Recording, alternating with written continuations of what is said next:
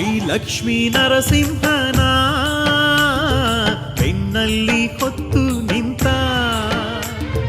ಶ್ರೀ ಲಕ್ಷ್ಮೀ ನರಸಿಂಹನ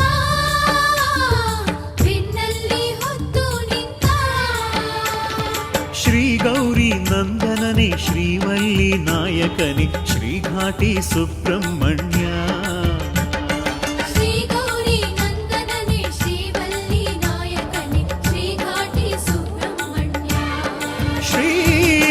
ಘಾಟಿ ಸುಬ್ರಹ್ಮಣ್ಯ